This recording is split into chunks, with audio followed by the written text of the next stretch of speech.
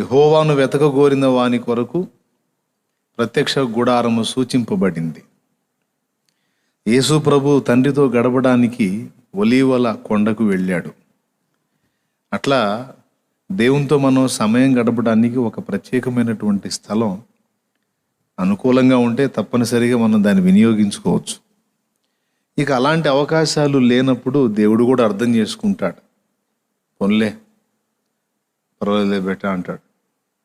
అవకాశం ఉన్నంత వరకు దేవునితో ఏకాంతంగా గడుపుకోవడానికి ఖచ్చితంగా మనం ఒక ప్రత్యేక స్థలానికి, ముఖ్యంగా పర్సనల్ ప్రేయర్లో అయితే ఏదన్నా సపరేట్గా వెళ్ళి చేసుకోవచ్చు దేవునితో. సంఘ సహవాసం విషయంలో మాత్రం ఒక ప్రత్యేక ఆకర్షణ ఉంటుందండి. దాని లెక్క వేరే. ఏకాంత ప్రార్థన లెక్క ఏకాంత ప్రార్థనది. సంఘ సహవాసంలో ఉండే క్రమం, ఆ ఆకర్షణ అందులో ఉంటుంది. ఇంట్లో గదిలో కూర్చొని చేసే దాని లెక్క అంతే ఉంటుంది. ఇంట్లో ప్రార్థన ఎట్టుంటుందంటే మోకరించి ప్రభువా స్తోత్రం స్తోత్రం స్తోత్రం స్తోత్రం అంటా ఉంటా. ఫోన్ మోగిందనుకో, రే పెద్దోడా ఫోన్ చేశారు ఎవరో చూడరా, స్తోత్రమయ్యా యేసయ్యా వందనాలు ప్రభువా వందనాలు ప్రభువా. ఈ రకంగా సగం ఆ తంతు సగం ఈ తంతు అన్నీ చూసుకొని ఏకాగ్రత కుదరదు, పాడలేదు. కాబట్టి కష్టం. ఇంటికాడ భక్తి సాధన అంటే కష్టం. మనం ఎంత ఏకాగ్రత నిలబెడదామన్నా ఎవడో ఒకటి జడగొడుతూ ఉంటారు. సైతానుగాడు మనల్ని డిస్టర్బ్ చేయడానికి ఎక్కువ అవకాశాలు ఉంటాయి. అందుకే కొంచెం ప్రత్యేక స్థలంలోకి వెళ్తే ఏకాంత ప్రార్థన మంచిగా నడుస్తుంది. నా అలవాటు అయితే అది. సంఘ సహవాసం విషయంలోకి వచ్చేటప్పటికి ఈ ఆకర్షణ వేరు. మనమందరం ఎప్పుడైతే ఒక దగ్గర గ్యాదర్ అవుతామో దేవుని సన్నిధి మన మధ్యలోకి వస్తుంది. 1 కొరింథీ పత్రిక 3వ అధ్యాయం 16వ వచనంలో మీరు దేవుని ఆలయం అన్నాడు. బహువచనం వాడాడు. మీరు ఎవరు? మీరు దేవుని ఆలయమై ఉన్నారనియు దేవుని ఆత్మ మీలో నివసించుచున్నాడనియు మీరు ఎరుగరా అన్నాడు. Okay, right. జస్ట్ పేజీ తిప్పండి. 6:19. లైవ్లో ఎవరన్నా ఉన్నారా బాబు? ఉన్నారా? పాపం వాళ్ళు ఏమన్నా బిజీగా ఉన్నారేమో. రైట్, జస్ట్ పేజీ తిప్పితే 6:19లో మీ దేహము, అక్కడ మళ్ళా సింగిల్ గా మాట్లాడుతున్నాడు. మీ దేహము దేవుని వలన మీకు అనుగ్రహింపబడి. ఫస్ట్ ఏం చెప్పాడంటే మీరు దేవుని ఆలయమై ఉన్నారు అంటే సంఘమంతా ఒక దగ్గర గ్యాదర్ అయినప్పుడు ఇక దేవాలయం ప్రత్యక్షం అవుతుంది. అక్కడ దేవుని సన్నిధి ఉంటుంది. ఇక వ్యక్తిగతంగా కూడా మీరు దేవాలయం అన్నాడు. మీ దేహము అని పాయింట్ అవుట్ చేశాడు స్పెషల్గా. సంఘము అనేది ఒక దేవాలయం, మన శరీరము కూడా ఒక దేవాలయమే. మీరు దేవుని ఆలయమై ఉన్నారని అన్న ఆ మాటకి మీ దేహము దేవుని వలన మీకు అనుగ్రహింపబడి మీలోనున్న పరిశుద్ధాత్మకు ఆలయమై ఉన్నదని మీరు ఎరుగరా? అద్దుగో, సంఘము అనే ఆలయం ఒకటి, దేహము అనే ఆలయం ఒకటి. దేవునికి స్తోత్రం. ఈ రెండు ఓకేనా? వీటి తర్వాత కుటుంబం అనేది కూడా ఒక దేవాలయమేనండి. కుటుంబము కూడి ప్రార్థన చేస్తే, కుటుంబం అంటే 4 ఉంటారు లేదా 5 ఉంటారు. అయినా ప్రతిరోజు ఆ 4-5 కూడుకొని ప్రార్థన చేస్తే ఆ 2-3 4-5 ఎక్కడైతే కూర్చొని దేవుని నామంలో ఏకీభవించి ప్రార్థన చేస్తారో వారి మధ్య నేను ఉంటానని మత్తయిలో చెప్పాడు. మనకి ఓల్డ్ సాంగ్ నేను మస్తు సార్లు పాడినా, మొత్తం పాడలేదు కానీ ఒక పల్లవి పాడతా.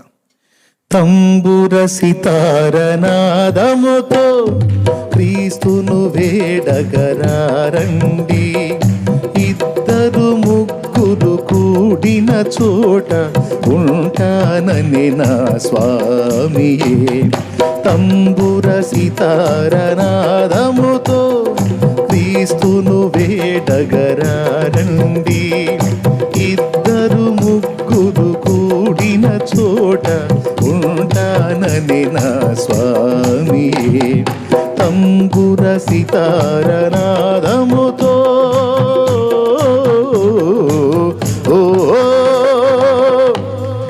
దేవునికి స్తోత్రం.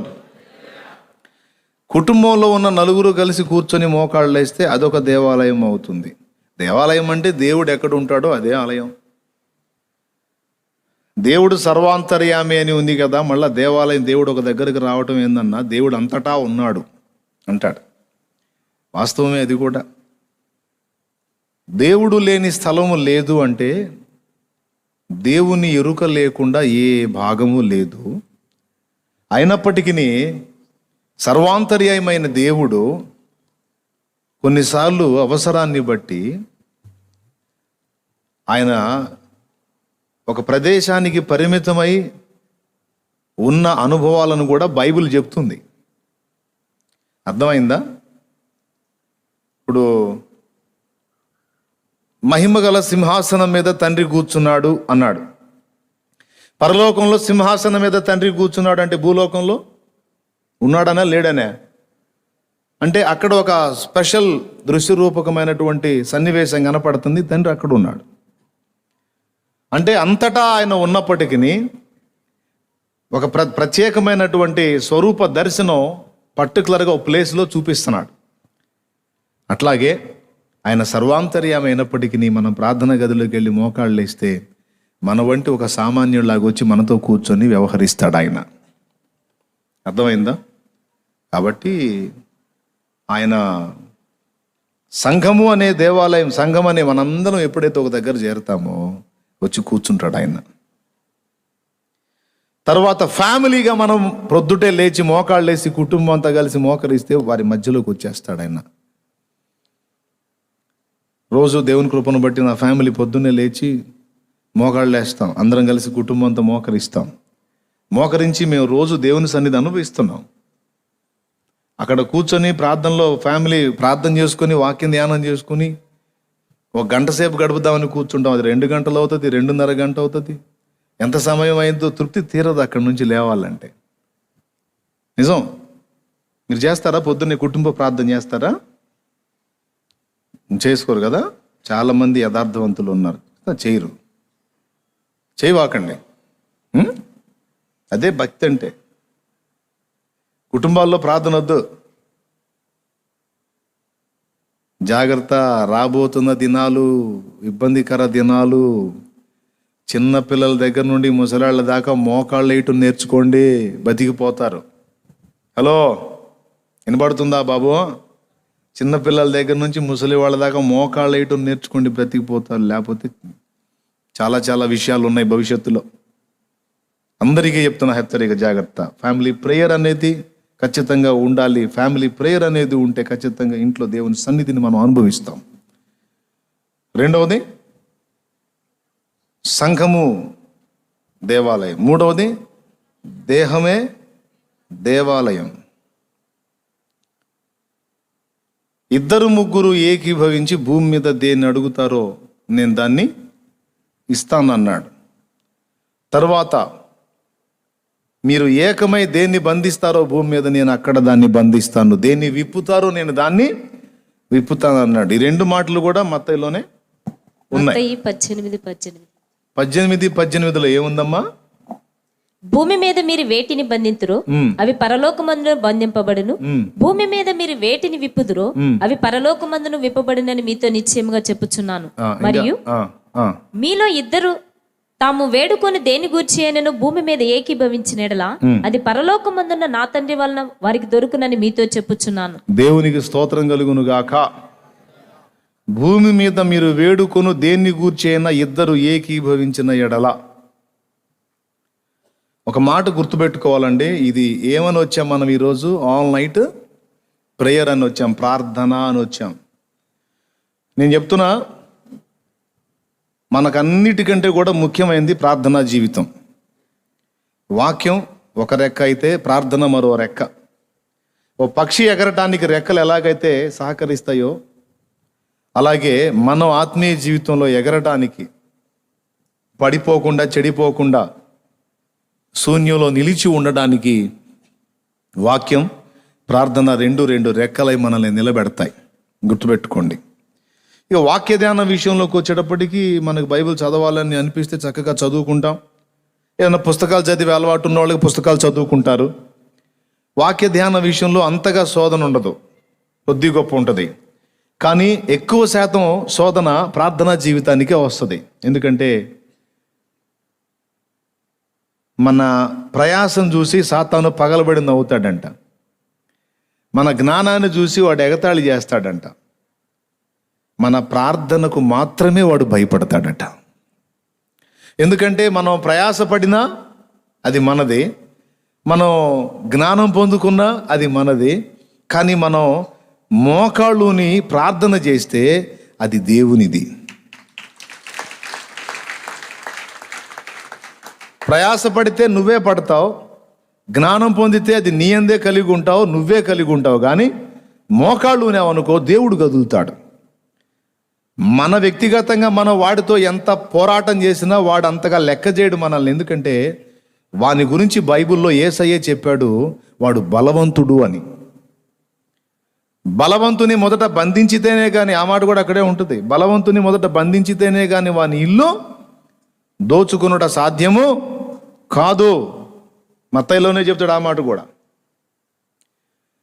అపవాదిని దొంగ అనియు, దోచుకునివాడనియు, అబద్ధీకుడనియు, అబద్ధమునకు జనకుడనియు, సాతాననియు, అపవాది అనియు, మోసగాడనియు రకరకాల పేర్లు పెట్టి వాటిలో ఒకటి వాడు బలవంతుడు అని కూడా ప్రభు మాట్లాడాడు.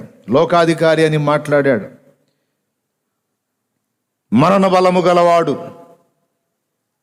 మరణ బలము గలవాని అనగా అపవాదిని. హెబ్రీ పత్రిక 2:14 మనం చదివితే ఉంటుంది. మరణం యొక్క బలము గలవాడు, వాడు బలవంతుడు.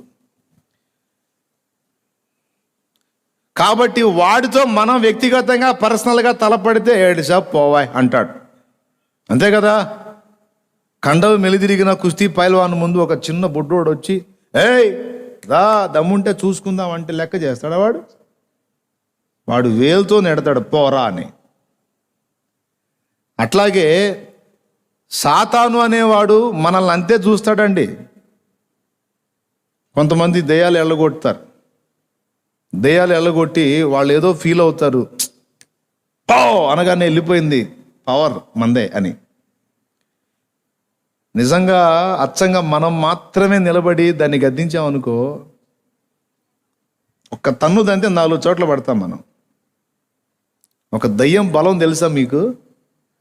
చూడండి, గెరాసేనీల దేశంలో లూకాసు వార్త 8:26లోను, మత్తయి సువార్త 8:28లోను ఒక దయ్యం యొక్క బలం రాశాడు. అందులో లూకా 8:26 చదివితే, ఇనుప గొలుసులతో వాడిని బంధిస్తే ఇనుప గొలుసులు కూడా తుత్తునియలు చేశాడు, పడేసి వెళ్ళాడంట. మార్కులో కూడా ఉంది ఇది, మార్కు 5లో. ఇనుప సంఖ్యలు సైతం వాడిని బంధించలేకపోయినాయి. ఏమండి, మామూలు మనిషికి ఇనుప సంఖ్యలు వేసి కూర్చోబెట్టండి, తెంచుకుంటాడేమో. అరే రక్తమాంసాల శరీరం ఇది ఎక్కడా, ఇనుమెక్కడా? కానీ గదరేనీయుల దేశంలో దురాత్మ పీడితుడైన వాడు గొలుసులతో వాడిని బంధిస్తే ఇనప గొలుసులు కూడా పట పట తెంచి వెళ్ళిపోయాడంట. ఏంది అసలు ఆ బలం? అది దయ్యపు బలం. స్కేవా కొడుకులు దయ్యాన్ని వదిలిద్దాం, ఎప్పుడు చేద్దాం ప్రయోగం అని కలలు కానీ ఎదురు చూస్తే ఒక దయ్యం పట్టినోడు దొరికాడు.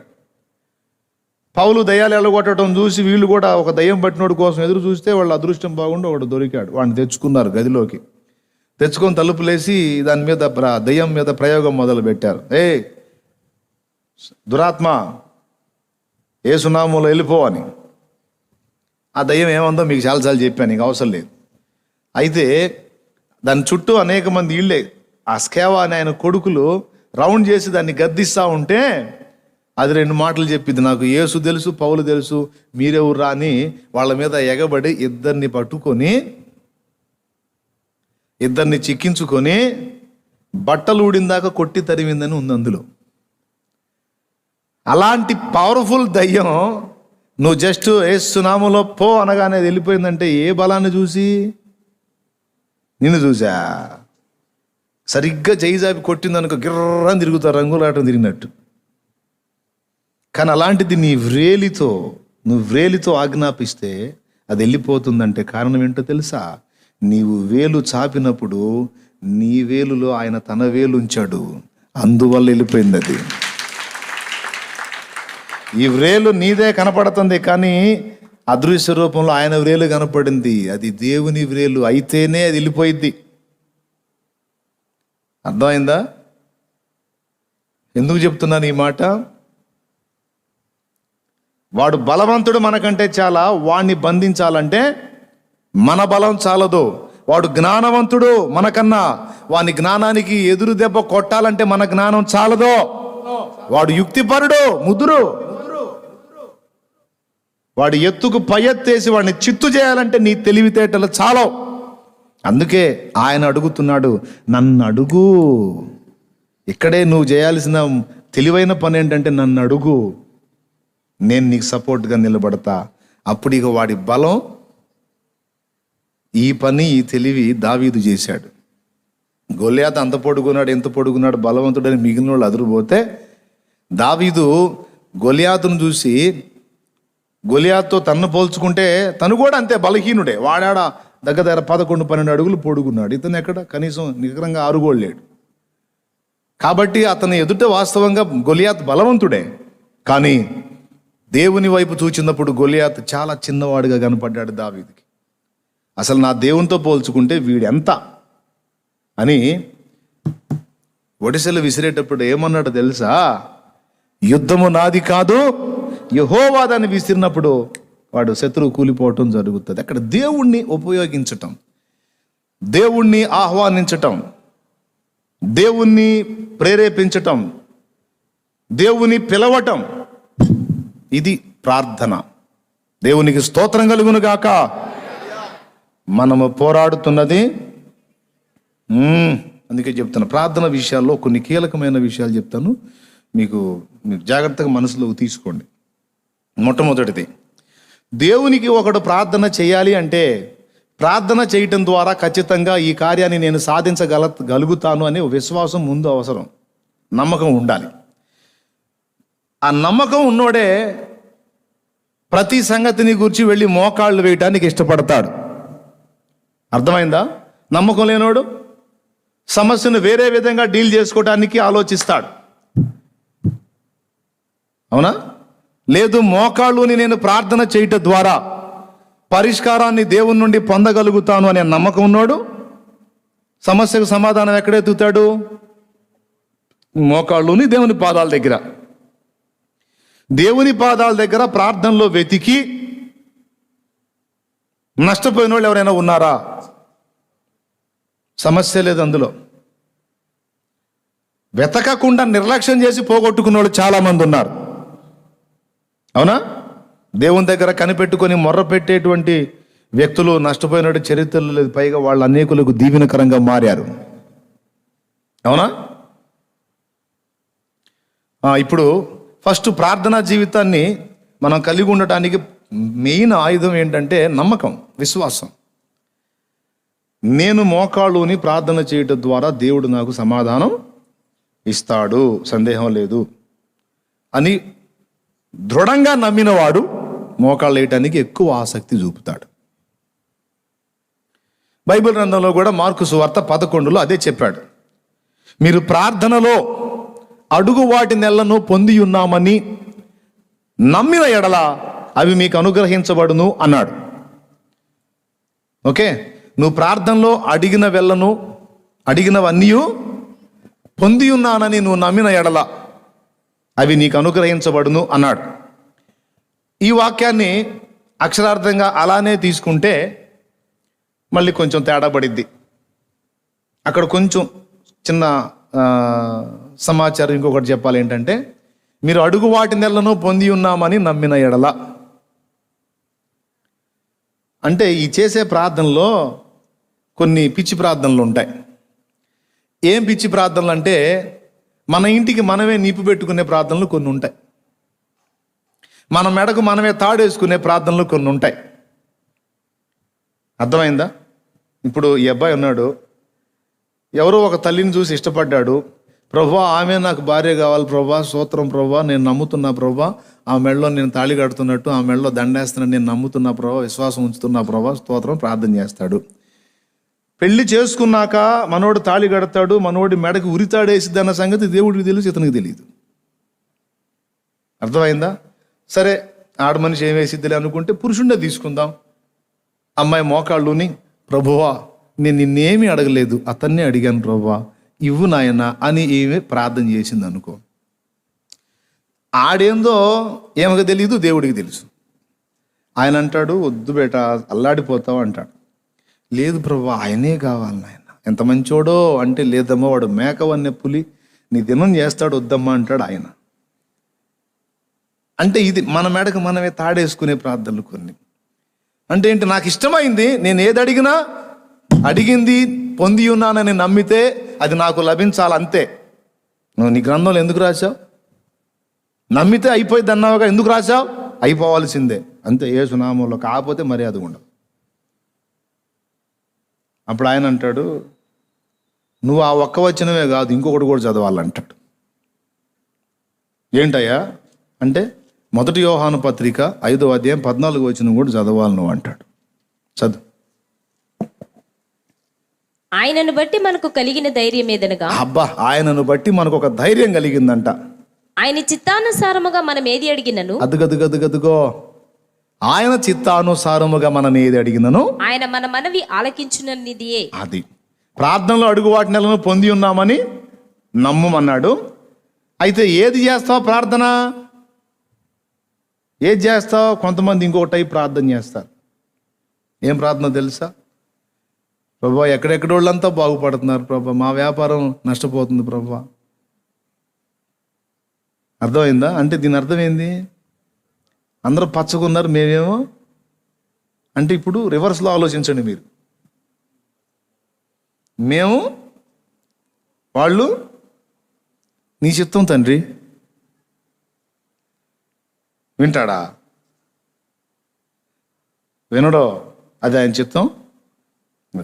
అందరూ బాగుండాలి అందులో అని అక్కడ ఆటో మీద చూసా. దేవునికి స్తోత్రం, హల్లెలూయా. వీడియో ఒకటి భలే మాట రాశాడు అనుకున్నాను నేను, సూపర్ మాట. అందరూ బాగుండాలి అందులో. అట్లాగే సర్వే జన సుఖినో భవంతు. పోనీ ప్రభా, నేను కష్టాలు పడిన ప్రజలు బాగుంటే నాకు అంతే చాలు అనే మనసు ఉంటే, అబ్బా ఇంకా మెచ్చుకుంటాడు యేసయ్య, నీది నా బుద్ధిరా అంటాడు. నేను ఎట్లున్నా పర్వాలేదు ప్రభా, ఇతరులు క్షేమంగా ఉందని నాకు అంతే చాలు తండ్రి, నీకు వందనాలు, అది నా మనసు నాయన అంటాడు దేవుడు. కాబట్టి ఏది నమ్మినా జరిగిద్దని కాదు, ఆ నమ్మే దానిలో దేవుడి చిత్తమా కాదనే పాయింట్ కూడా ఒకటి ఉంది. అర్థమైందా? ఇప్పుడు వాస్తవంగా కాలినడకం తిరిగేవాడికి ఫస్ట్ ఏం కావాలి? ప్రభా ఒక బెంజ్ కారు దయచేయండి ఆయన అన్న రేంజ్లో అడుగుతాయి కొంతమంది కోరికలు, అట్లా ఉంటాయి. అర్థమైందా? అసలు స్థలమే లేనటువంటి వ్యక్తికి ముందేం కావాలి? అవునా? వేరే రకంగా అడిగితే అది హాస్యాస్పదం అవుతుంది. అంటే డైరెక్ట్గా ఇలా ఎవరు అడుగుతారులేనా, మరీ నువ్వు ఓవర్ కానీ. సైకిల్ కూడా దిక్కులేనివాడు బెంచ్ కారు అడుగుతాడా? వాడికి అసలు సైకిల్ దొక్కడం రాని వాడికి బెంచ్ కారు ఎట్లా అడుగుతాడు? మరీ నువ్వు అసలు అని అంటారేమో మీరు. సైకిల్ దొక్కటం కూడా అవకాశం లేని వాడికి, సైకిల్ కూడా లేని వాడికి బెంచ్ కారు అడుగుతాడని నేను చెప్పట్లా, ఎగ్జాంపుల్గా చెప్తున్నా. అంటే కొంతమంది దేవుణ్ణి అడిగే ఈ టైపులో ఉంటాయి, మరీ అతిగా. కాబట్టి అది ఒప్పుకోడు. ఏది ఆయన చిత్తమో, ఏది ఆయన చిత్తమో కాదో ఫస్ట్ మనం ఎరిగి ఉండాలి. ఎరిగి ఉండాలంటే అదే అర్థం కావట్లేదన్నా. ఎందుకు అర్థమైంది? అర్థం కావాలంటే ఇది చదవాలి. ఏది యుక్తమైన ప్రార్థనో, ఏది అడగాలో ఏది అడగకూడదో నీకు అర్థం కావాలంటే ఇది చదవాలి. ఇది చదివితే ఇందులో ఆయన చిత్తమంతా చెప్పబడి ఉంది దాదాపు. కాబట్టి ఇది చదివిన వానికి దైవ చిత్తానికి వ్యతిరేకమైన ప్రార్థన ఏదో, దైవ చిత్తానుసారమైన ప్రార్థన ఏదో తెలిసిపోతుంది. విచిత్రం చెప్పనా? నూతన నిబంధనలో పౌలు కానీ, పేతురు కానీ, యోహాను కానీ, యాకోబు కానీ, ఏ భక్తులైనా వాళ్లకు శరీర సంబంధమైన అవసరాల కోసం ఏమైనా ప్రార్థనలు చేశారో ఒక్కసారి నాకు చూపించండి. వాళ్ళ వస్త్రాల కోసం కానీ, ఆహారం కోసం కానీ, ఇంకొక దాని కోసం కానీ, ఇంకొక సమస్య కోసం కానీ ఎక్కడన్నా ప్రార్థన చేసినట్టు కనపడిద్దేమో చూపించండి. వాళ్ళ ప్రార్థనలు, పౌలు గారి ప్రార్థనలు మనం గమనిస్తే అసలు ఏందో ఆ ప్రార్థనలో విచిత్రంగా ఉంటాయి. పౌలు గారి ప్రార్థనలో అందరూ మనోనేత్రాలు వెలిగింపబడిన వారు కావాలి. ఆయన ప్రేమ లోతు ఎత్తు తెలుసుకోవాలి. పరిశుద్ధులు సంపూర్ణులు కావాలి. ప్రతి వారిని కూడా సంపూర్ణునిగా చేసి ప్రభు ముందు నిలబెట్టాలి. సంపూర్ణత కొరకు ప్రార్థన, మనోనేత్రాలు బాగా వెలిగింపబడేదానికి ప్రార్థన, అంతటా అందరూ మారు మనసు పొందాలని దాని కొరకు ప్రార్థన, రాజుల కొరకు ప్రార్థన, మనుషులందరి కొరకు ప్రార్థన, అధికారుల కొరకు ప్రార్థన, విజ్ఞాపన, యాచన, కృతజ్ఞతాస్తుతులు. అసలు వాళ్ళ ప్రార్థనలన్నీ కూడా సమాజంలోని వ్యక్తులు అంతా ఇతరులతో ముడిపడి ఉంటాయి. దైవ సంకల్పం, ఆయన సంకల్పం యొక్క నెరవేర్పు వాటి చుట్టూ ఉంటాయి. అవునా? వాళ్ళ పర్సనల్ వాళ్ళు అంతగా అడిగినట్టు మనకు కనపడదు. మీకేమన్నా కనపడితే ఏదన్నా నాకు కూడా చెప్పగలరు. అవునా? కానీ మనం మోకాళ్ళు వేస్తే రివర్స్. వాళ్ళేమో వేరే సంగతులను గురించి విజ్ఞాపన చేసి దైవ చిత్తం, దైవ సంకల్పం నెరవేర్చడం కోసం ప్రార్థన చేసి, అవునా, ఎక్కువ శాతం అంతా ఇతరుల మీద, దేవుని చిత్తం మీద, దేవుని సంకల్పాలు నెరవేర్చడం మీద, మనుషుల మనోనేత్రాలు వెలిగించబడే మీద, ఆత్మ రక్షణ మీద, భూరాజుల మార్పు మీద అంతా వాళ్ళ మైండ్ అంతా అడ్డు పెడితే మనమేమో అవన్నీ పక్కన పెట్టి ముందు నా సంగతి ఏంది, నాకు అది, నాకు ఇది, నాకు ఆ సమస్య, నాకు ఈ సమస్య, మరి నా సంగతి ఏంది? అవునా? విచిత్రం ఏంటంటే దేవుని చిత్తానుసారంగా మనం అడగాల్సిందే అడిగితే మనం అడగనివి కూడా కొన్ని మనకు దేవుడు చేస్తాడు. దేవునికి స్తోత్రం కలుగునుగాక. ఎక్కువసేపు చెప్పను, జాగ్రత్తగా వినాలి. దేవుని చిత్తానుసారంగా మనం ప్రార్థన చేస్తే, దేవుని చిత్తానుసారమైనవి మనం అడిగితే, ఇక మనం అడగనివి కూడా కొన్ని కార్యాలు మన పర్సనల్ లైఫ్లో ఆయన చేసేస్తాడు. డౌటే లేదు అందులో. ఒక్క మాట ఇక్కడ లైవ్లో ఉన్నవాళ్ళు, ఇక్కడ మీరు అందరూ కలిసి ఒక్క నిజం చెప్పండి నాకు. ఈనాటి వరకు, దేవుణ్ణి ఎరిగిన నాటి నుంచి ఈనాటి వరకు మీరు పొందుకున్నవన్నీ మీరు ప్రార్థన చేసే పొందుకున్నారా? ఎంతమంది ఒప్పుకుంటారు? అవునన్నా, ఇప్పటివరకు నాకున్నదంతా ప్రార్థన చేసే పొందుకున్నాను అన్నోళ్ళు చేయొద్దండి. నమ్మకత్త బాబు అన్న, కొన్ని చేశానన్నా, కొన్ని చేయకుండా ఏసై ఇచ్చాడన్న అన్నోళ్ళు చేయొద్దండి. అదిగో అందరు ఎత్తారు. లైవ్లో ఉన్నోళ్ళు వాళ్ళు కూడా అదే చెప్తారు. కొన్ని విషయాలు అడిగాను, కొన్ని అడగలేదు, కానీ దేవుడు చేశాడు. ఎస్, అవును. కానీ అసలు క్రొత్త నిబంధనలో ఈ భక్తులైతే వాళ్ళ విషయంలో ఏమీ అడిగినట్టు కనపడదు సరిగా. పౌలు మాత్రం పరిచర్య కొంచెం ఇబ్బందిగా ఉందేమో, మొత్తానికి అసౌకర్యంగా ఉందేమో, ఆయన బాడీలో ఉన్న ముళ్ళు తీసివేయాలని 3 సార్లు దేవుడిని అడిగితే, వద్దు ప్రార్థన చేయవాకంటే సరేలే ప్రభు అని మెలుకున్నాడు. అది తీయనులే కానీ, అదంతే ఉంటుందిలే కానీ, ఇంక నువ్వు దాన్ని తీయమని అడగవాక, నా కృప ఉందిలే నీకు చాలా అన్నాడు. సరే ప్రభా, ఇంక నేనేం చేసేది, నీకే స్తోత్రం అని వదిలేసి అడగలా. దేవుని సన్నిధిలో వాక్యం ఎరిగిన మనము దైవ చిత్త ప్రకారం ప్రార్థన చేసి అడగాల్సినవి అడిగితే, మనం అడగనివి ఏవైతే మనకు అవసరమై ఉన్నాయో అవన్నీ కూడా ఆయన ఇస్తాడు. దీనికి ఒక ఎగ్జాంపుల్, ఇశ్రాయేలును ఈ ప్రజలను ఏలుటకు నన్ను నీవు నియమించితివి. ఈ గొప్ప జనమును ఏలుటకు తగిన జ్ఞానం నాకు లేదు, నేను చిన్నవాడను, వీరందరినీ బాగుగా ఏలునట్లు నాకు జ్ఞానం ఈ ప్రభువా అని జ్ఞానం అడిగినందుకు సొలొమోను జ్ఞానం ఒకటే అడిగాడు. ఆహా, ఈ ప్రజల క్షేమం కొరకు నువ్వు జ్ఞానం కోరావు గనుక నువ్వు అడగని కూడా నీకు ఇస్తున్నా. ఏంటది? ఐశ్వర్యమును ఘనతయు నేను నీకు ఇస్తున్నాను అన్నాడు.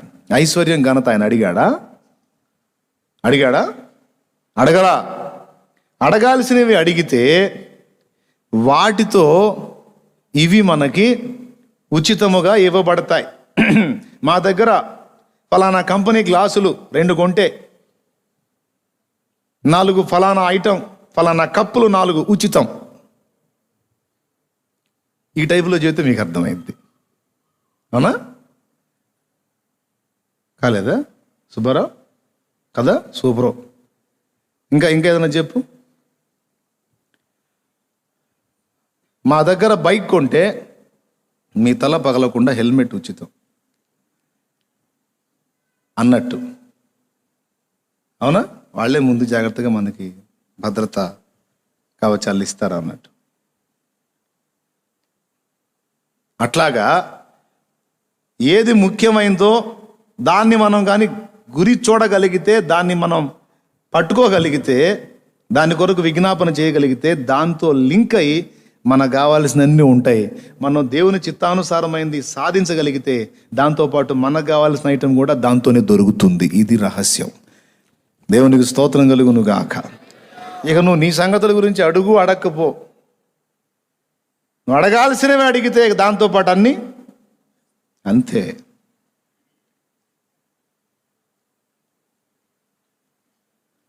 కాబట్టి ప్రియులారా, ఫస్ట్ ఆయన నామమును బట్టి మనం ఏది ప్రార్థన చేసి అడిగినా పొంది ఉన్నామని నమ్మమన్నాడు. నమ్మితే నీకు ఇస్తానన్నాడు. ఓకే, ఏది అడగాలి ప్రార్థనలో? ఏది పడితే అది అడుగుతామా? ఒక్కోసారి భర్త పెట్టే టార్చర్కి మోకాళ్ళేసి ఒక భార్య అడుగుద్ది, ప్రభువా యేసు నామములో వీడు వాడిని తన్నలేదు, అలాగని వెళ్ళలేదు, కొట్టాడు, బాగా పోయాడు, ఇక ఏం చేయాలి అర్థం కాక మోకాళ్ళు, నిజంగా నేను నీ బిడ్డలైతే యేసు నామములో వీడికి లారీ.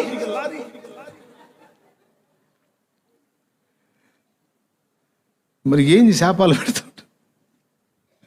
దేవునికి స్తోత్రం కలుగును గాక. హల్లెలూయా. మరేం చేద్దాం, ఊరగొడుతున్నాడు వాడు. తిరిగి కొట్టలేదు, ఎవరికి చెప్పుకోలేదు, అందుకని చూసుకో. అట్లాగా కొన్నిసార్లు కొన్ని విరుద్ధమైన ప్రార్థనలు కూడా మనం చేస్తాం. ప్రభువా సహనపు శక్తి నాకు ఇవ్వు, అతన్ని విరగొట్టమని నేను అడగను కానీ, అతన్ని చంపేయమని నేను అనను కానీ, అతన్ని ఏలుబడి చేస్తున్న పాపాన్ని చంపేయి ప్రభువా. అతను కఠినపరచబడిన తన గుండెను విరగొట్టు ప్రభువా, నీకు స్తోత్రమని జ్ఞానయుక్తమైన ప్రార్థన చేయగలిగిద్ది వాక్యం ఎరిగిన మనిషి. కాబట్టి వాక్యము ఎరిగినట్లయితే దాన్ని బట్టి మనం ఏది ప్రార్థించాలో అందులో మనకి ఉంది పాఠం. ఓకేనా? ఆయనను బట్టి మనకు కలిగిన ధైర్యము ఏంటంటే, మనం చేసే ప్రార్థన ప్రభు చిత్తమో కాదో ఒక్కటి మన క్లారిటీ ఉంటే, ఇది ఆయన చిత్తమే అనేది నీకు స్పష్టమైతే నువ్వు అడిగింది ఖచ్చితంగా జరిగింది, డౌట్ లేదు అనే నిశ్చయత నీలో ఉండాలి, నాలో ఉండాలి, అంతే, సందేహం లేదు. ఇప్పుడు అది న్యాయమేగా. అతన్ని సావుగొట్టు ప్రభా, వద్దు ప్రభా, దుర్మార్గుడు ఎంబడా వాడి నోట్లో మామూలుగా చావకూడదు ప్రభా, కుళ్ళి చావాలి. కొంతమంది పగ తీరేటట్టు ప్రార్థన చేస్తుంటారు. ప్రార్థనలు విచిత్రమైనవి ఉంటాయండి. నీకు తెలుసా, ఒకసారి ఒక విచిత్రమైన ప్రార్థన చూశాను, చాలా క్రితం చెప్పినట్టున్నాను. ఒక చోట చిన్న ప్రేయర్ టవర్ జరుగుతుంటే వాళ్ళంతా కట్టన అవతల ప్రార్థన చేస్తున్నారు, వేరే ప్రదేశంలోనే. స్తోత్రం అయ్యా, స్తోత్రం అంటే అమ్మ భక్తి కలిగిన వాళ్ళు ప్రార్థన చేస్తున్నారని నేను ఆ కట్టను అట్ట తీసి చూసా. వాళ్ళలో ముగ్గురేమో ఒక పక్షం, ఒక ఆమెమో ఒక పక్షం. ఇంటికాడ గొడవైంది. ఎవరికి? ఏమకి? వాళ్ళకి. కానీ వాళ్ళ నలుగురు ప్రార్థన చేయాల. వాళ్ళ తీర్మానం, వాళ్ళ నిబంధన అది. ఇంటికాడేమో క్లాష్ అయింది. అయినా సరే వీళ్ళు ముగ్గురు వచ్చారు. ఎవరు వచ్చినా రాపోయినా మనం వెళ్దాం అమ్మాయి అనుకొని వీళ్ళు వచ్చారు. ఆ మాట ఆమె కూడా ఉంది. ఎవరేమనుకుంటే నాకెందుకు, నేను కూడా పోతా అని బైబిల్ తీసుకుని ఆమె కూడా వచ్చింది. మొత్తం నలుగురు కూర్చున్నారు, మోకాళ్ళు వేశారు, ప్రార్థన చేయటం మొదలు పెట్టారు. ఏమో వంతు వచ్చింది. ఫస్ట్ ఏమో మోకాళ్ళు అంటుంది, నేను అప్పుడే కట్టం తీసా.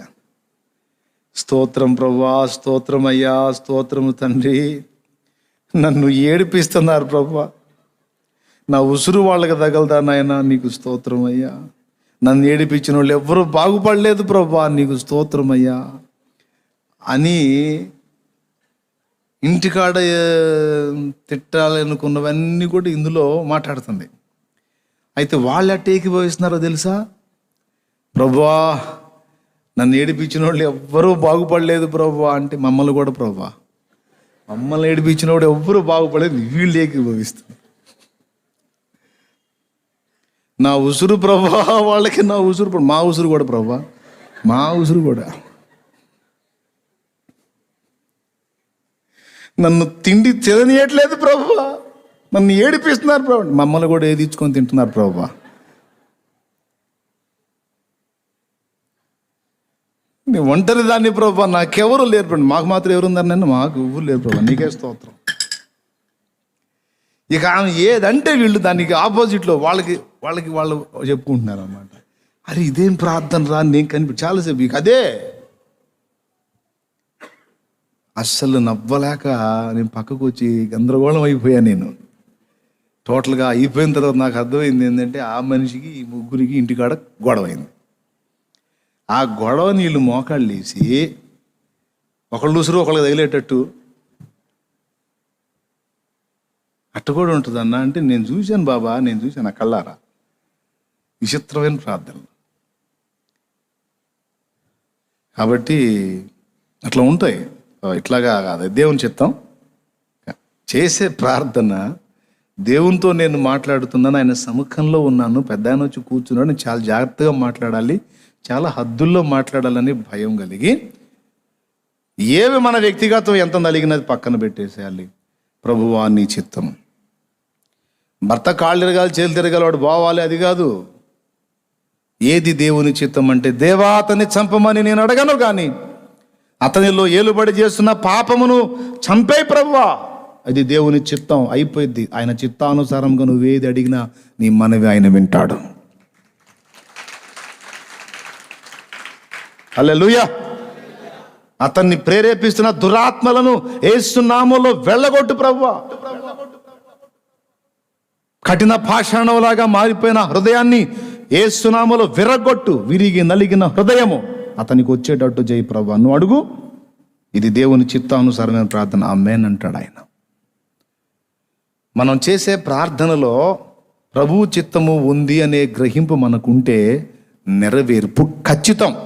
ఏదో ఒక జవాబు నీకు వచ్చి తీరిద్దంతే. దేవునికి మహిమ కలుగునుగాక. ఏ విషయాన్ని కూర్చైనా నువ్వు ప్రార్థించేటప్పుడు ఈ ప్రాముఖ్యమైన సంగతులు గుర్తుపెట్టుకొని ప్రార్థించాలి.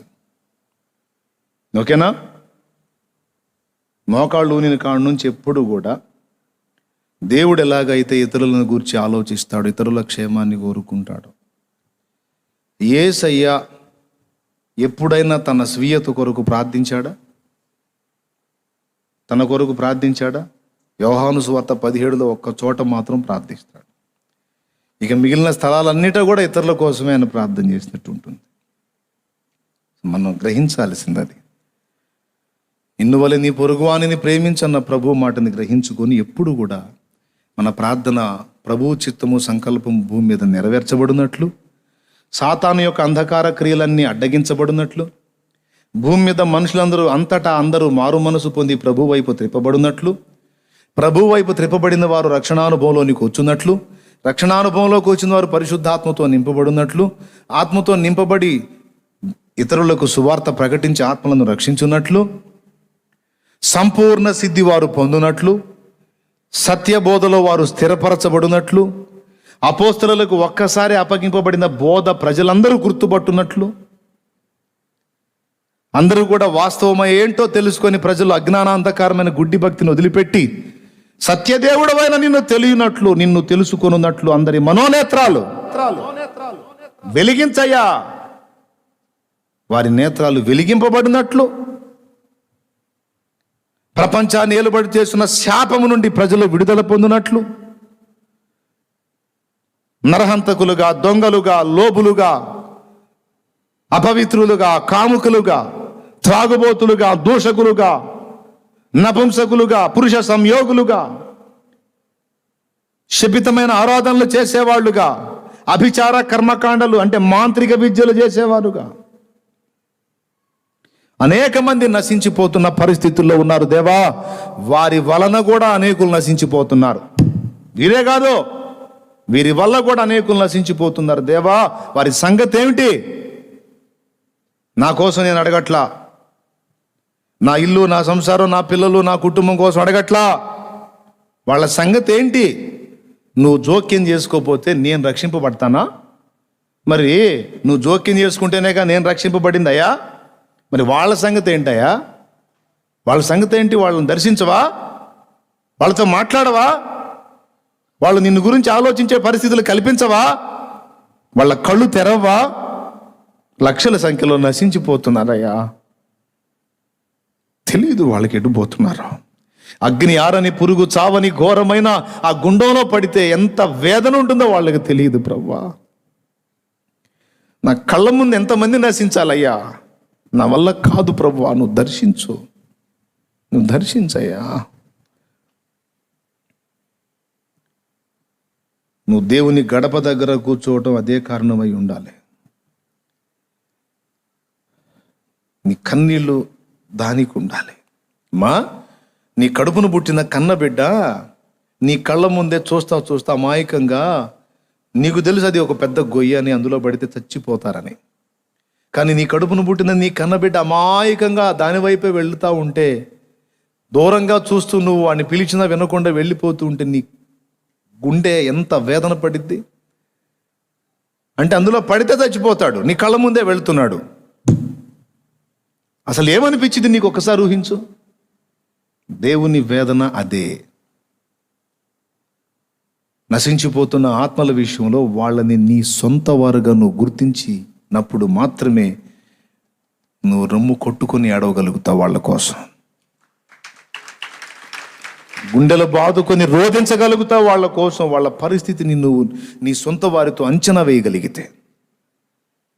కానీ వేయగలమా? వేయగలిగినప్పుడు నువ్వు దేవుని చిత్తానుసారమైన ప్రార్థన చేసినట్లు అవుతుంది. దేవునికి స్తోత్రం కలుగును గాక.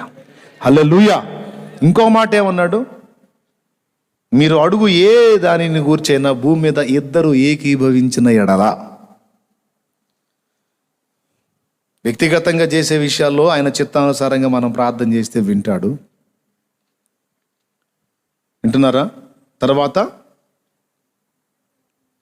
ఇద్దరు ముగ్గురు కలిసి కూడి ప్రార్థన చేసేటప్పుడు, అది సంఘంగా కావచ్చు, ఫ్యామిలీగా కావచ్చు, ప్రార్థనా బృందంలో కావచ్చు, ఎట్లనన్నా కానీ, నలుగురు ఐదుగురు కూర్చొనో లేకపోతే ఇద్దరు ముగ్గురు కూర్చొనో, కుటుంబంగా కూర్చొనో, సంఘంగా కూర్చొనో ప్రార్థన చేసేటప్పుడు ఏమన్నాడు తెలుసా? తాము అడుగు దాని విషయంలో ఏకీభవించిన ఎడలా అన్నాడు. దానికి ఏంటంటే సమాధానం, ఇద్దరు ఒక అంశాన్ని గురించి ఏకీభవించే అంశమై ఉండాలి మనం ప్రార్థనలో అడిగేది. ఉదాహరణకి ఇప్పుడు నలుగురం కలిసి ప్రార్థన చేయడానికి కూర్చున్నాం. కూర్చుంటే ఒక ఆయన కొడుకు ఉద్యోగానికి ప్రయత్నిస్తున్నాడు. ఆల్రెడీ ఒక ఉద్యోగం ఉంది ఆయనకి, ఒక మంచి ఉద్యోగమే ఉంది. ఇంకా పెద్ద ఉద్యోగం కోసం ట్రై చేస్తున్నాడు.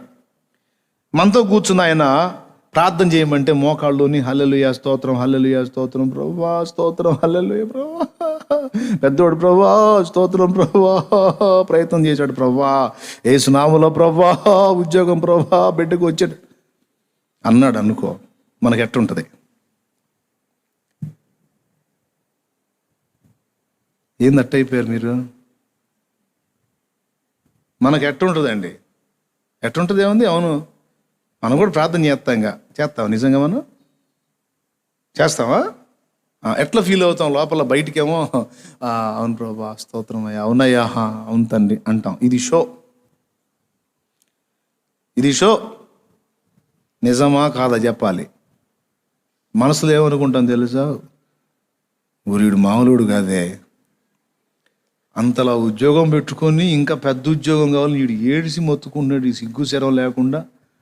అసలు ఏం మనుషులు వీళ్ళు, బుద్ధులు వీళ్ళు, ప్రార్థన చేయరా అంటే ఇదంతా చెత్త అంతా తీసుకొచ్చి మాట్లాడతాడు అని ముఖం ఎట్ట పెట్టుకొని, ఎట్లా ముఖం చిట్ల పెట్టుకొని, అవును ప్రభా, అవునయ్యా స్తోత్రం. లోపల ఫీలింగ్ ఏంది? వీడు మరీ కడుపాత్ర పోడని. అవునా కాదా? ఖచ్చితంగా. అట్లా కాకుండా సమాజానికి సంబంధించింది అడుగు, అప్పుడు హృదయపూర్వకంగా ఏకీభవించగలుగుతారు. దేవా దర్శించు మా దేశం, మా భారతదేశం,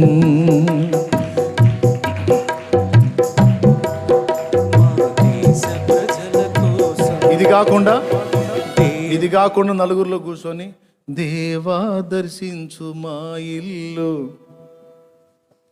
అని మనం ఎత్తుకున్నాం అనుకో, వాళ్ళ ఇల్లు అంటే చూడయ్యా, ఇక మేము కూర్చున్నాము, ఇక ఈ భజన కోసమే కూర్చున్నాం, ఎవడు మోకరించి అడిగింది వాళ్ళ గోలే కానీ అసలు ఏందో, అవునా అనిపించింది కదా. ఓపెన్ హార్ట్ మాట్లాడుకుంటున్నాం. చెప్పండి, షో చేయవాకండి, చెప్పండి. మీరు చెప్పండి, మీరు అనిపించిందా లేదా? సుబ్బారావు సోదరా, నువ్వు మోకాళ్ళుని ప్రభా, నా వ్యాపారం ప్రభా, యేసు నామములో ప్రభా అన్నావు అనుకో, చుట్టుపక్కల కూర్చున్న వాళ్ళు ఏమనుకుంటారు? మొదలు పెట్టాడు ప్రభా, చూడయ్యా చూడు. అవునా కదా? అంతేగా, అవునా? అది అట్లా కాదు. ప్రతి ఉదయం నీ గడప యొద్దని కాచుకొని కూర్చున్నాము, ప్రజలందరినీ రక్షించమని నిన్నే వేడుకున్నాము. ప్రేమ కలిగిన సుదైవమా నీవే మాకు శరణం, ప్రేమ కలిగిన యేసు దైవమా నీవే మాకు శరణం. పాపుల కోసం చింది ఉన్నని రక్తమే ఒక మాట భయం. ఒక మాట, నేను మిమ్మల్ని పాడమన్నానా? మరేంది ఎగబడుతున్నారు ఏంది అంటే ఆగలా. అదే నా పర్సనల్గా పాడుకుంటే, నా వ్యక్తిగతంగా ఏదన్నా పాడుకుంటే పాడుకో మాకే. అంటే ఈ పాట కాదు, ఇందులో ప్రార్థన ఉంది. ఈ ప్రార్థన మీకు వినబడేసరికి మీ ఆత్మ పులకించి, ఆహా ఇది అందరికీ మేలు కలిగించేదని ఎగబడుతున్నారు మీరు, అవునా? అదే పర్సనల్గా నేను నా గురించో మా వాళ్ళ గురించి అడిగితే, అయ్యా కొంతమంది లేదు, వాళ్ళ గురించి కూడా కాదు, వాళ్ళ గురించి అయిపోయి, వాళ్ళ కుటుంబంలో వ్యక్తుల గురించి అయిపోయి, వాళ్ళ భార్య తమ్ముడు బామ్మర్ది, ఇవన్నీ తీసుకొచ్చి ప్రార్థనలో పెట్టి చేస్తూ ఉంటే ఒక్కొక్కళ్ళు నాకు మామూలుగా మండదు. ఆడెవడో కూడా మనకు తెలియదు. ఈ మనిషి భారంగా శోకండాలు పెట్టి ఏడి చేస్తూ ఉంటాడు. ఈ తెలియనివాడికి ఏమనిపించింది, వాడెవడో ఈడెవడో ఏందో ఈ ప్రార్థన ఏందో అని విరక్తి పుట్టి, అవునయ్యా స్తోత్రం ప్రభా, ఈడని కళ్ళు తెరిచి మళ్ళీ ఇస్లాములు హల్లెలూయా హల్లెలూయా. ఇలాంటివన్నీ నీ వ్యక్తిగతంగా చేసుకో. సామూహికంగా మనం కూర్చున్నప్పుడు ఇద్దరు ఏకీభవించే ప్రార్థన ఉండాలి, అవునా? ఏముండాలి? ఏ విజ్ఞాపన చేస్తే ఇద్దరు మనస్ఫూర్తిగా ఏకీభవిస్తారో అది చూస్తాడు దేవుడు. వాయిస్తో కాదు, లోపల తిట్టుకుంటా వాయిస్తో ఏకీభవించింది మనకు తెలుసు, మనకు కూడా అర్థమైంది, ఏసైకి ఇంకా బాగా అర్థమైంది, అవునా కదా? దేవునికి స్తోత్రం కలుగును కాక. పంట వేశారు, మామూలుగా పండుతుంది, వేసిన ప్రతిసారి కూడా ఎంతో కొంత వస్తుంది. మళ్ళీ మోకాళ్ళలోని ప్రభా మీరు వేసా ప్రభా, బాగా వచ్చేటట్టు చేయి ప్రభా అంటుంటే పక్కన కూర్చున్నాడు ఎట్టనిపించింది, ఏ ప్రభా బాగా చేయి ప్రభా స్తోత్రం. ఇంకా బ్యాంకులో వేసుకుంటుంది నాయన, ఇంకా బ్యాంకులో వేసుకుంటాడు ప్రభా. పైసా కూడా మళ్ళీ దేవుడికి ఖర్చు పెట్టదు, పనికి మళ్ళింది. యేసు రక్తం వేసి హల్లెలూయా, అవును ప్రభా, అవునయ్యా బిడ్డయ్యా. లోపలేమో సరే పొందినోడు ఏమన్నా దేవుని కొరకు చేస్తారని ఆశిస్తారు. చేసే మనసు ఉండి చేసినట్టు చూశారనుకో, వీళ్ళు కూడా గట్టిగా అవును ప్రభా బిడ్డ పోయినసారి చాలా చేశాడు ఆయన నీకోసం, ఈసారి ఇంకా డబుల్ అని వీళ్ళు ఎగబడి చేస్తారు లోపల బయట. అట్లా కాకుండా సంవత్సరం అన్ని పొందుకుంటా కూడా దేవుని కొరకు ఏమీ చేయని మనిషి మోకాళ్ళుని ప్రార్థన చేద్దాం రండి అని తన కోసం తను చేసుకుంటుంది అనుకో. ఈ పక్కన ఉన్నాడు లేదు, బాగా దీవించయ్యా, పైసా కూడా పిల్లికి కూడా బిచ్చం పెట్టదు కానీ మా తల్లి బాగా దీవించని మనసులో అనుకుంటా, అవును ప్రభా, అవును తండ్రి. మరీ ఎక్కువగా చేసింది అనుకో, వీళ్ళు కళ్ళు తెరిచి మళ్ళీ మొఖాలు చూసుకుని అవునయ్యా. నిజం చెప్పండి, అవునా కాదు? ఎట్లాంటి తగలేదా మీకు ఎప్పుడు? ఓపెన్ హార్ట్ తగలేదా? చిరాకు పుట్టదో? అదే దాతృత్వం కలిగిన మనిషి అడిగితే అసలు అడగటం కాదు, ప్రభువా బిడ్డకి ఇవ్వు నాయనా అని మనం ఎగబడతాం. ఇది ఖచ్చితంగా గుర్తుపెట్టుకోండి. ఎప్పుడైనా సమూహంలో ఉన్నప్పుడు పర్సనల్స్ని లైన్లోకి తీసుకురావద్దు. అది ముఖ్యమైనది అయి ఉంటే, నీ ఇంట్లో ఒక వ్యక్తి రోగి అయి ఉన్నారు, ఇబ్బందికరంగా ఉన్నారు, సమస్యలో ఉన్నారు, వాళ్ళని రిక్వెస్ట్ చేయి, అమ్మా నా ఇంట్లో ఇలా సమస్య ఉంది, కొంచెం ప్రార్థన చేయండి అని అడుగు. తప్పకుండా తల్లి అని వాళ్ళు మనస్ఫూర్తిగా ఏకీభవించారు అనుకో, అవుట్. అవుట్ అంటే పోతాడని కాదు, స్వస్థత పొందుతాడు. దేవునికి స్తోత్రం కలుగును గాక. హల్లెలూయా. మీలో ఎవడైనాను రోగి అయిన ఎడల అతడేమి చేయవలెను? సంఘపు పెద్దలను పిలిపింపవలెను, వారు నూనె రాసి ప్రభువు నామమున. ఎందుకంటే అది వాళ్ళ పర్సనల్ కాదు, ఎదురోడి సమస్య. మొత్తం ఏకీభవించి ఆ బిడ్డ కోసం చేస్తారు కనుక స్వస్థత వచ్చింది. ఏకీభవించి చేసేటట్టు నువ్వు ఏం అడుగుతావో నీ ఇష్టం. ఒకవేళ ఇప్పటిదాకా ఈ తప్పులు జరిగితే సరి చేసుకోండి. అందరిలో కూర్చొని మోకాళ్ళలోని కొంతమంది ప్రార్థన చేయమంటే వాళ్ళ కోసం వాళ్ళు ఏడ్చుకుంటుంటారు. నీవు ఏకాంత ప్రార్థన అనేది నేను ఎందుకు చెప్పేది? ఏడ్చుకో, తగలబడి, నీకోసం ఎంత మొత్తుకుంటావు మొత్తుకో. కానీ సమూహంలో కూర్చున్నప్పుడు మాత్రం ఏమేం చేస్తారో, ఎడిపోతారో. కాబట్టి ఏ విజ్ఞాపనైనా ఇద్దరు కలిసి ఏకీభవించున్నట్లుగా ప్రతి ప్రార్థన సమూహంలో కూర్చున్నప్పుడు ఉండేటట్టు జాగ్రత్తలు తీసుకోవాలి. దేవునికి స్తోత్రం. హల్లెలూయా. ఏమంటారు? మరి ఇప్పుడు మనం సమూహంగా ఉన్నాము, మరి ఇప్పుడు మీకోసం అడుగుతారా? లేకపోతే మా సోదరుల పాపములన్నీ మేమే నీ కడ ఒప్పగను, శాపము నుండి మా ఈ జనులు దేవా విడుదల పొందగను. మా సోదరుల పాపములన్నీ మేమే నీ కడ ఒప్పగను, శాపము నుండి మా ఈ జనులు దేవా విడుదల పొందగను. నీతి సూర్యుడా నీదు వెలుగును భారతదేశము చూడగను. నీతి సూర్యుడా నీదు వెలుగును భారతదేశం చూడగను. నీదు జ్ఞానము నీతి మార్గము పొందగను. నీదు జ్ఞానము నీతి మార్గము ప్రజలంతా పొందగను. దేవా దర్శించుము, దేవా దీవించుము, దేవా దర్శించు మా దేశం, మా భారతదేశం. విజ్ఞాపనలు చేశాము మా దేశ ప్రజల కోసం, దేశ ప్రజల కోసం, ప్రియమైన ప్రజల కోసం, దేశ ప్రజల కోసం, ప్రియమైన ప్రజల కోసం. దేవా దర్శించు మా దేశం, మా భారతదేశం. విజ్ఞాపనలు చేశాము మా దేశ ప్రజల కోసం.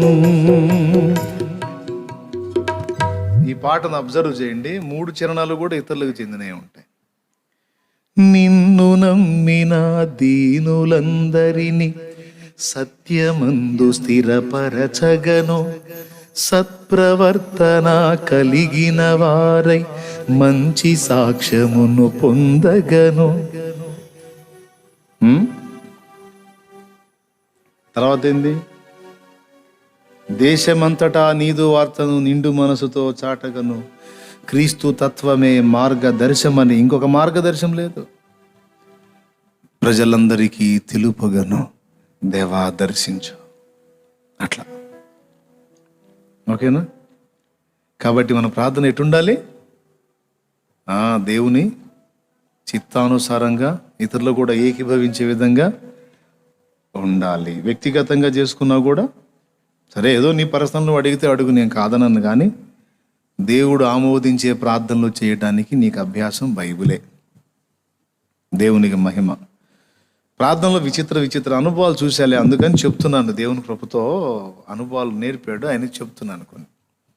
కొంతమంది మోకాళ్ళుని వాళ్ళు ఏం తిట్టుకుంటుంటారు.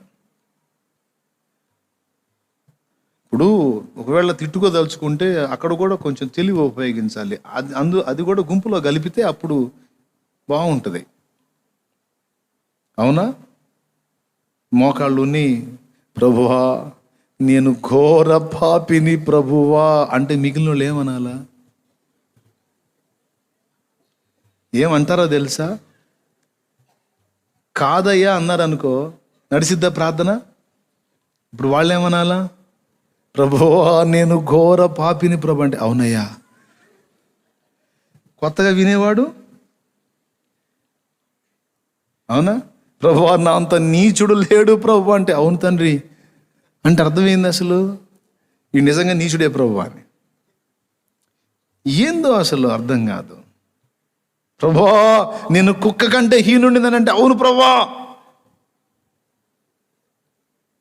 అట్లా కాదు. ఒకవేళ అలా ఒప్పుకోవాలన్నా అందరికి కలపాలా, అప్పుడు ఏకీభవిస్తారు. ప్రభువా మేము పాపులం ప్రభు అంటే అవును తండ్రి అంటారు. అప్పుడు అందరికి కలిసిద్ది. ప్రభువా మేము పశుప్రాయంలో తండ్రి, అవును తండ్రి. మేము అంటే అందరూ ఏకీభవిస్తారు. నేను అంటే వాళ్ళు ఏకీభవిస్తే అది ఒక రకంగా ఉంటుంది. పాయింట్ ఉందా లేదా? అవునా? పాపం ఒక సంఘానికి పాస్టర్ గారు వెళ్ళి వాక్యం చెప్పడానికి మొదలుపెట్టి ప్రార్థన చేసుకుందాం అని, ప్రభువా ఆయన నేను దుమ్మును ధూళిని నీచుని దౌర్భాగ్యుని అధముడిని ప్రభు అంటే అవునాయన స్తోత్రమయ్యా అవునయ్యా అంటున్నారంట. వాళ్ళు మధ్యలో ఆపి ఏంది అట్ట అంటున్నారు, అవునయ్యా అంటారు, మీరేం చూశారని నన్ను అన్నాడు. అదేందయ్యా నువ్వు అడుగుతుంటివి అంటుంటివి, మరి నేనేమనాలా? దేవునికి స్తోత్రం, హల్లెలూయా. అంటే ఏం అడుగుతున్నారో అర్థం కావట్లే. తగ్గించుకోమంటే మరి అక్కడ దేవునికి స్తోత్రం, కొద్దిగా వివేకం ఉండాలి. జాగ్రత్తగా మనం చేసే ప్రార్థనలో కొంచెం తెలివిగా చేయాలి.